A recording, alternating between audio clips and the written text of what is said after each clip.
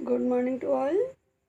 आज हम 8th class का लेसन 3 हिरोशिमा की आग के विषय में पढ़ेंगे। इस पाठ में बताया है कि हमें कभी भी किसी से हिंसा नहीं करनी चाहिए, क्योंकि यदि हम हिंसा करते हैं इसके कारण लोगों में भय यानी डर पैदा होता है।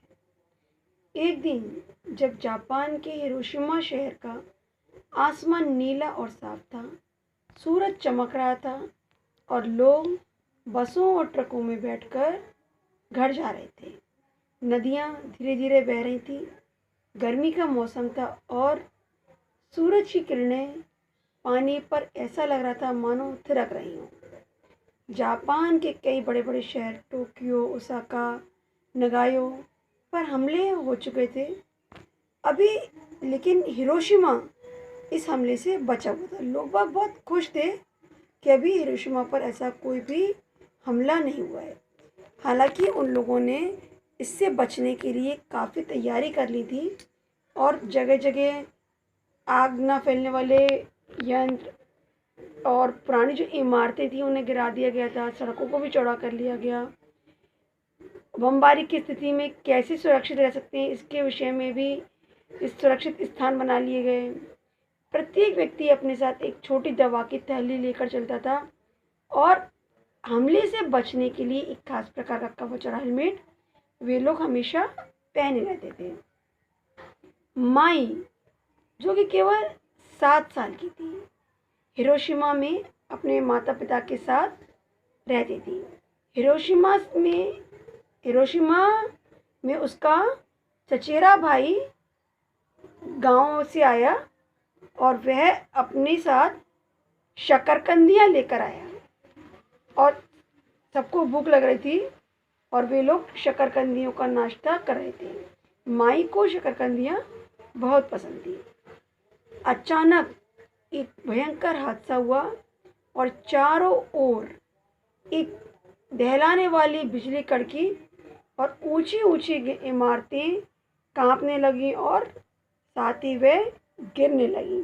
ऐसा लगा मानो हजारों बादलों से एक साथ बिजली गिरी हो।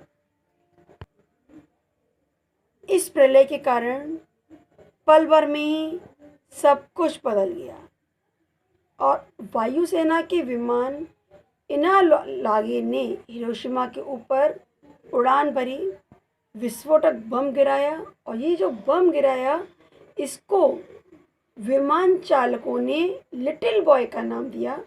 और ये बम जो लिटिल बॉय था वह 6 अगस्त 1945 को सुबह 8:15 पर हिरोशिमा पर गिराया गया। जैसे ही बम गिराया माई तुरंत बेहोश हो गई और जब उसे कुछ घंटों बाद होश आया तो चारों तरफ सन्नाटा छाया हुआ था।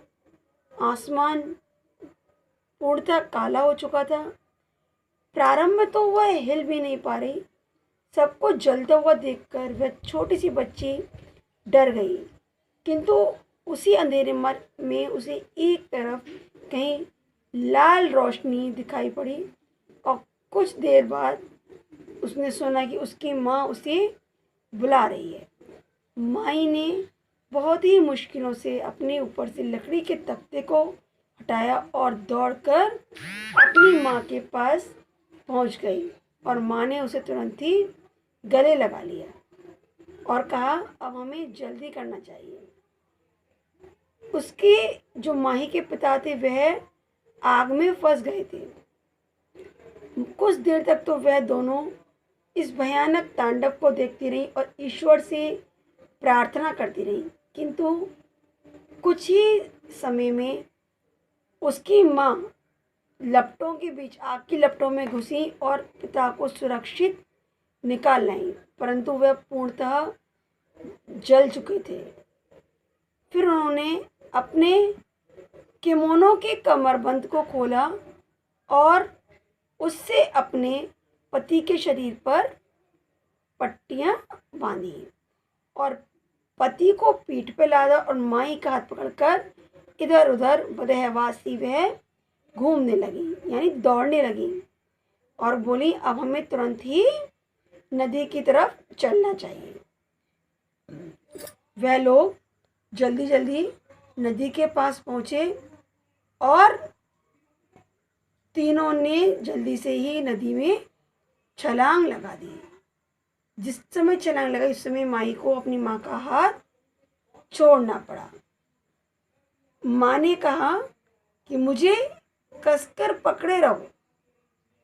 आग से बचने वालों की बहुत लंबी भीड़ थी, बहुत लंबी कतार थी।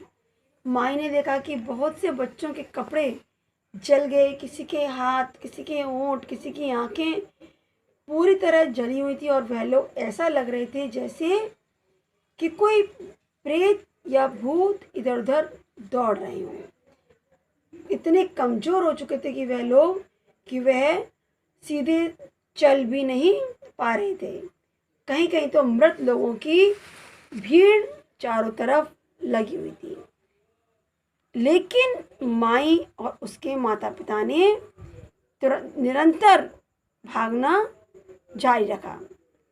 जल्दी जल्दी उन्होंने एक दूसरी नदी को भी पार किया। वहाँ जाकर जो माई की माँ थी उन्होंने अपने पति के शरीर को एक तट पर रखा और खुद ही उसके पास लुढ़क गई। माई को अपने पैरों के पास ऐसा लगा जैसे कोई चीज़ उसके ऊपर टपक रही है, उसके पास कुछ है।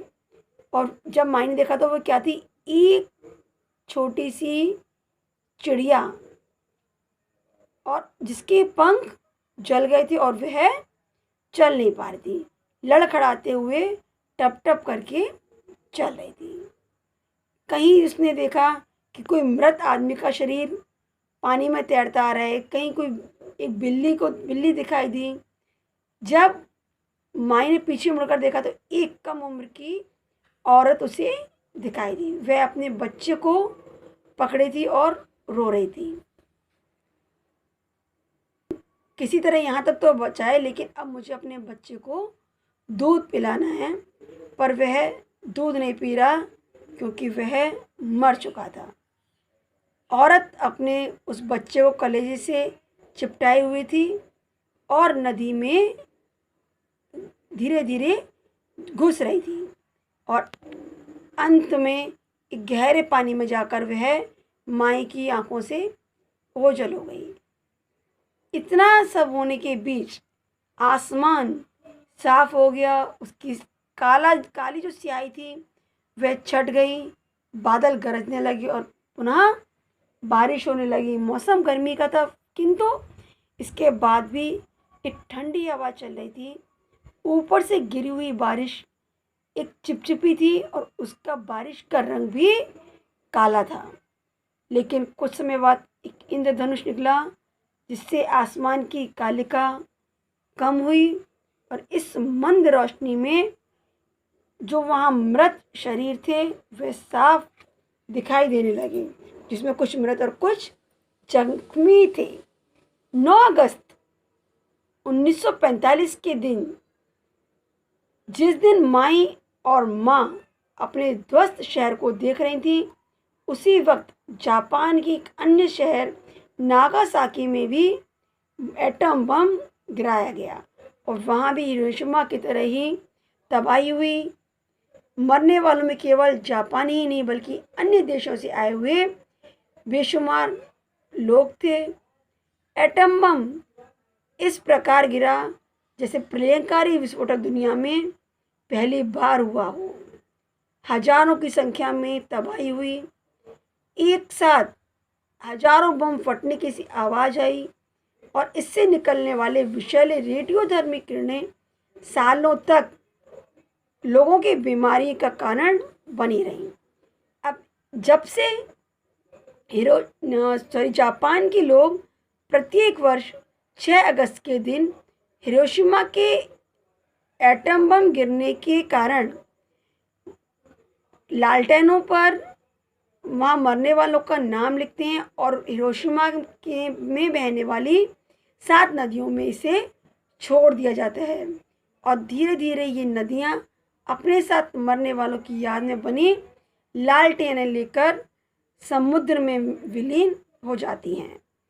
इस हिरोशिमा में ये अटैक के बाद वहाँ के जापान के लोग इस कदर डर चुके थे कि वह डर ना केवल जापान में अपितु पूरे संपूर्ण विश्व में आज भी बना हुआ है। सारांश ये निकलता है कि हमें हिंसा से हमेशा बचना चाहिए और कभी भी लोगों के अंदर डर और भय पैदा नहीं करना चाहिए। थैंक्स।